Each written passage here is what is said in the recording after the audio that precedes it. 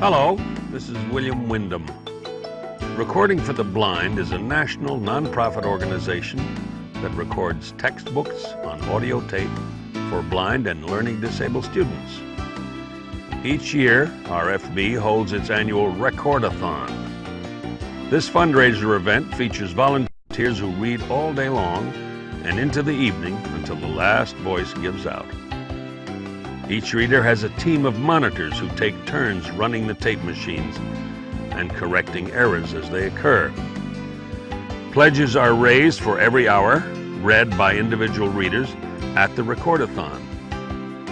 The first RFB-LA annual Recordathon had 8 volunteers compete. 7 readers lasted until the cutoff time of 15 hours. RFB succeeded in raising over $7,000 and hopes to surpass that amount this year. This year, there will be no cutoff time for the volunteers. 19 celebrities read at our first Recordathon to produce a tape of poetry and short stories. Among the celebrity readers on that day were Steve Allen, Lee Meriwether, Ed Asner, Roger Barkley, Mark Hamill, and me. This year, our celebrity readers will read a book that will be added to our master tape library. The day of the Recordathon is not just for our readers and monitors. The studio is also open to friends and guests to enjoy food and games throughout the day. The Recordathon is an enjoyable way to raise awareness of RFB, produce tapes, and have good fun all at the same time. I hope to see you there.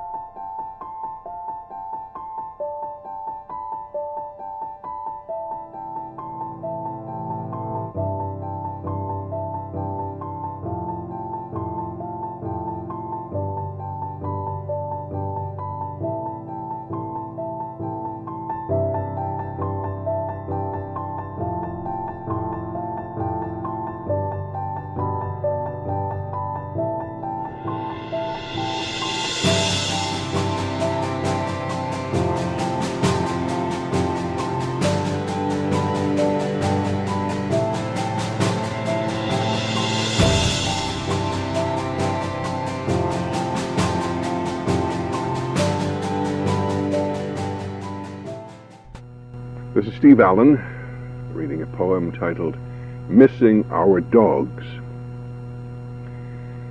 Old men miss many dogs.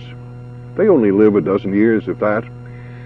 And by the time you're 60, there are several, the names of which evoke remembering smiles.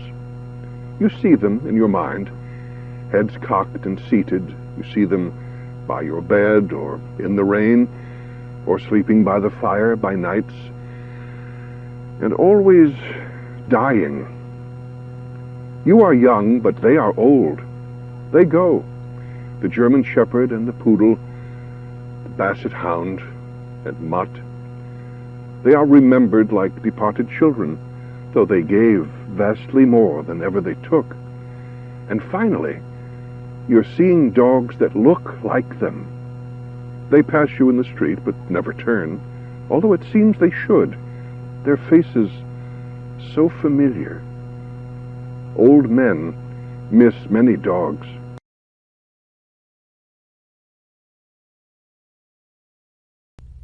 Brutality is definitely not acceptable. Certain phrases excite and alarm me. That is, when I hear them, I respond as if I have smelled gas escaping in a closed room. Without having to think of my next move, if I'm not hemmed in, I make my way toward the handiest exit. If I cannot escape, however, I react defensively. Don't mind me, I'm brutally frank. That is always a summons to arms. I recognize the timid sadist who would like to throw a stone and hide her hand, or better, who would like not only to wound, but to be forgiven by the soon-to-be injured even before the injury.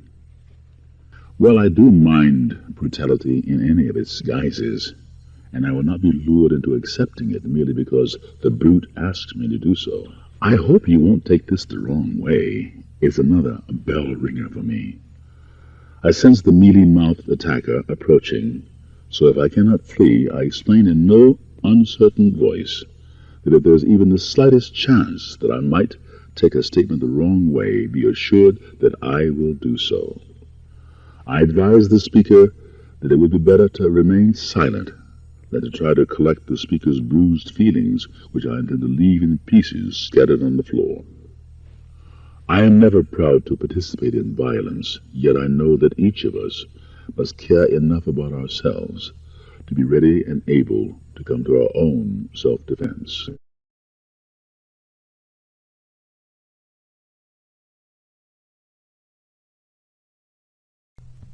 A Service of Love by O. Henry, read by Mark Hamill. When one loves one's art, no service seems too hard. That is our premise. This story shall draw a conclusion from it and show at the same time that the premise is incorrect. That will be a new thing in logic and a feat in storytelling somewhat older than the Great Wall of China. Joe Larrabee came out of the post-oak flats of the Middle West pulsing with a genius for pictorial art. At 6, he drew a picture of the town pump with a prominent citizen passing it hastily.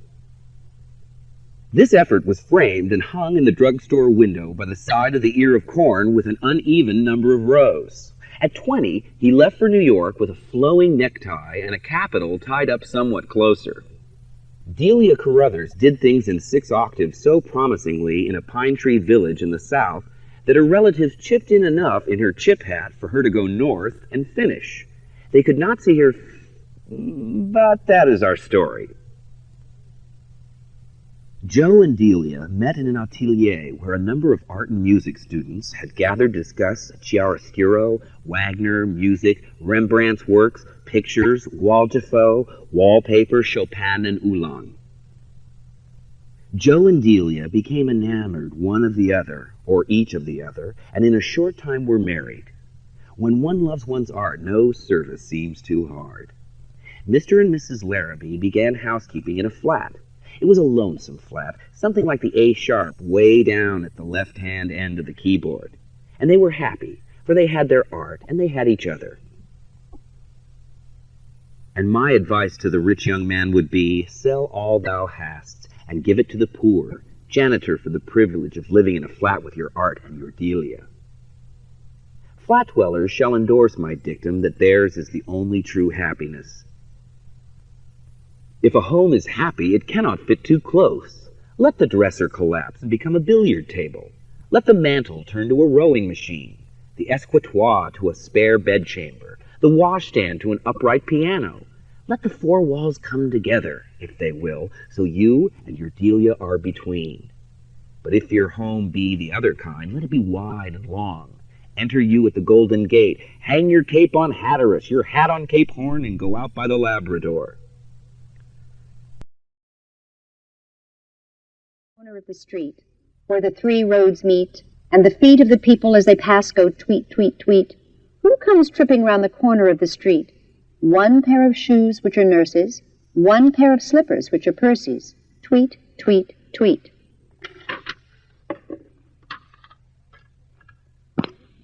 Page 4, Buckingham Palace. Now, the illustration at the top of this is a picture of the palace where the king and queen live, and they're huge, great big high fences, and there are guards on either side of the gate, and there are guards inside the gate. You can see them way in the background by the big windows. And there's the nurse and the little boy, who is Christopher Robin, and the nurse's name is Alice, and they're standing outside the castle looking into the castle at the windows, past the guards. End illustration. They're changing guard at Buckingham Palace. Christopher Robin went down with Alice. Alice is marrying one of the guards. A soldier's life is terrible hard, says Alice. They're changing guard at Buckingham Palace. Christopher Robin went down with Alice. We saw a guard in a sentry box. One of the sergeants looks after their socks, says Alice. They're changing guard at Buckingham Palace. Christopher Robin went down with Alice. We looked for the king, but he never came. Well, God take care of him all the same, says Alice. Page 5. They're changing guard at Buckingham Palace. Christopher Robin went down with Alice. They've great big parties inside the grounds. I wouldn't be king for £100, says Alice. They're changing guard at Buckingham Palace. Christopher Robin went down with Alice. A face looked out, but it wasn't the king's. He's much too busy assigning things, says Alice. They're changing guard at Buckingham Palace. Christopher Robin went down with Alice. Do you think the king knows all about me? Sure to do, dear, but it's time for tea, says Alice.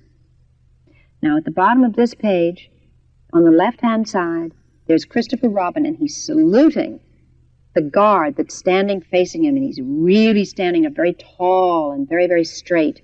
And on top of his head is a big black furry hat, and those are called busbies. Isn't that interesting? And he's got a gun over his shoulder, and he's got a red coat and striped pants. And he's looking very, very tall, and Christopher Robin's looking very, very small. End illustration. Page 6, Happiness. John had great big waterproof boots on. John had a great big waterproof hat. John had a great big waterproof mackintosh. And that, said John, is that. Now, the first illustration is John with his great big waterproof boots on and his great big hat. His hat's so big it covers his head. Then he's putting on, the second illustration, he's putting on his great big waterproof mackintosh, which we call a raincoat, actually. It's called mackintosh in England, I think. Well, we call it mackintosh here, too. And he's still got on his great big boots and his great big hat. And the third illustration is he's standing out in this big puddle in the rain, in the country, because you can tell there's not great big buildings, there are lots of trees. He's got this big smile on his face, and he's got his big mackintosh on and his big boots and his big rain hat. And there are ducks playing in this pond in the rain, and one of them's upside down with his tail in the air. The other one's kind of swimming around, and the other one looks just as happy as Christopher does. Oh, no, it's John. That's John. That's right. And looks just as happy as John, and the duck's kind of smiling and flapping his wings and having a lovely time. And that's the end of that illustration. Page 7, the christening.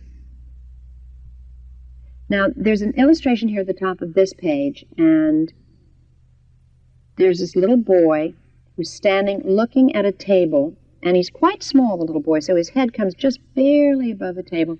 And on the table is, what do you suppose that is? It's very small. It's a mouse. Oh, my goodness, look at that. He's so cute. End illustration. What shall I call my dear little dormouse? His eyes are small, but his tail is enormous. I sometimes call him Terrible John, because his tail goes on and on and on. And I sometimes call him Terrible Jack, because his tail goes on to the end of his back. And I sometimes call him Terrible James, because he likes me calling him names. But I think I shall call him Jim, because I am so fond of him.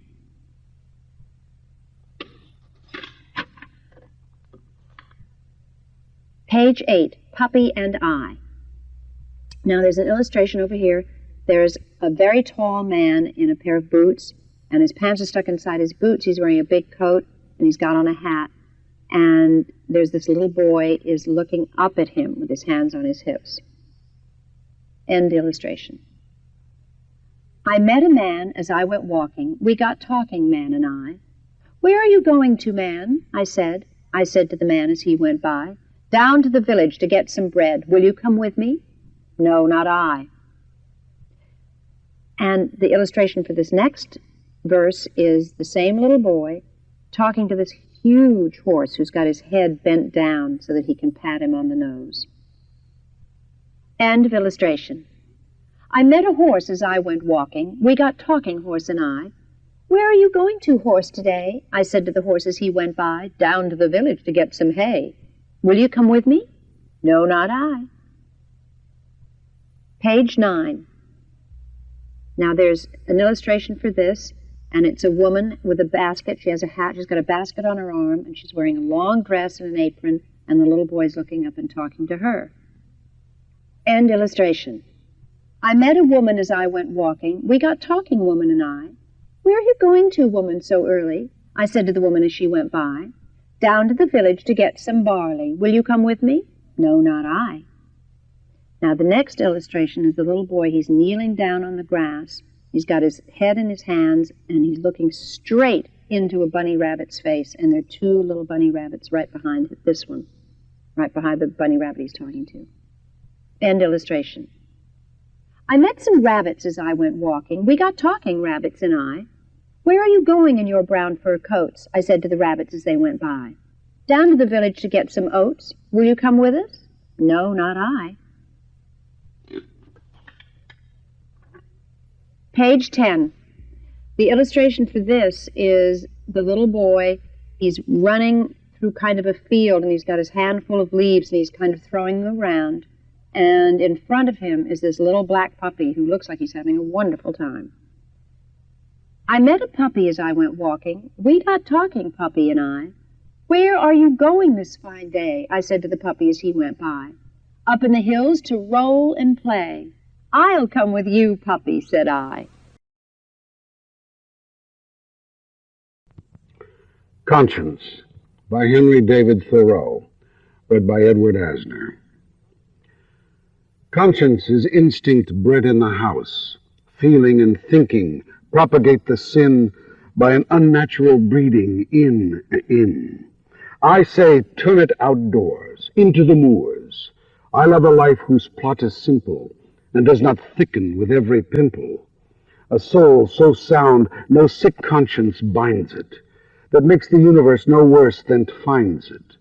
I love an earnest soul, whose mighty joy and sorrow are not drowned in a bowl and brought to life tomorrow. That lives one tragedy and not 70.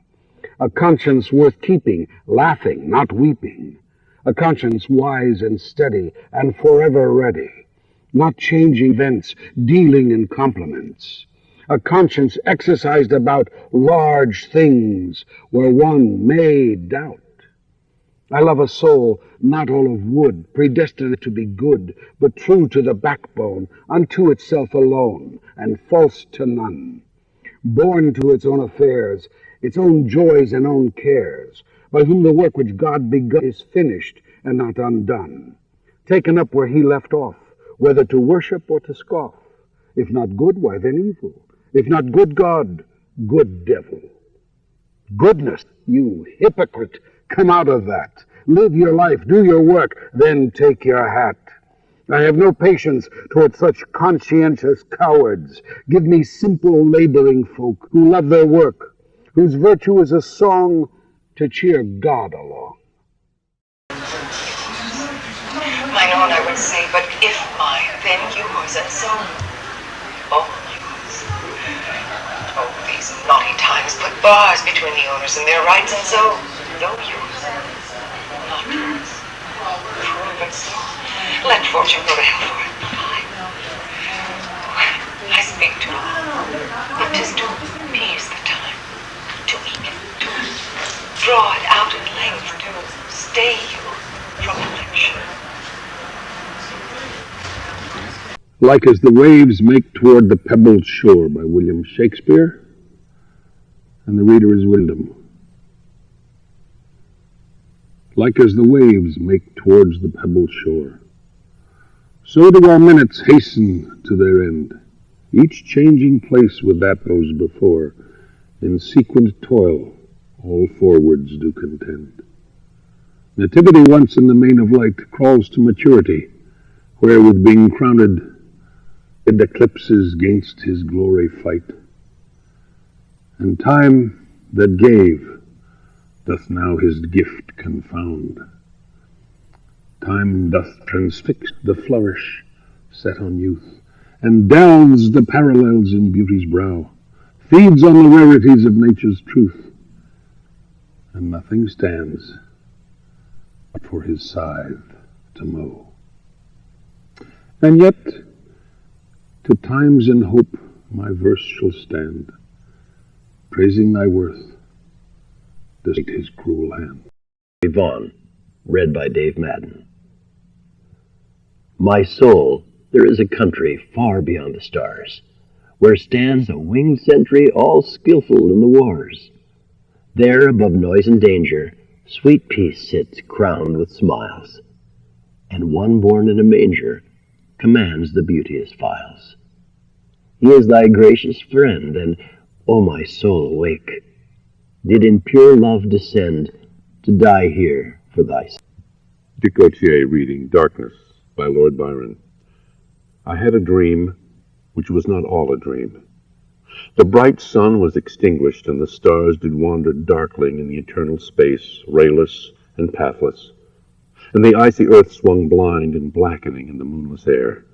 Morn came and went and came, and brought no day. And men forgot their passions in the dread of this, their desolation. And all hearts were chilled into a selfish prayer for light.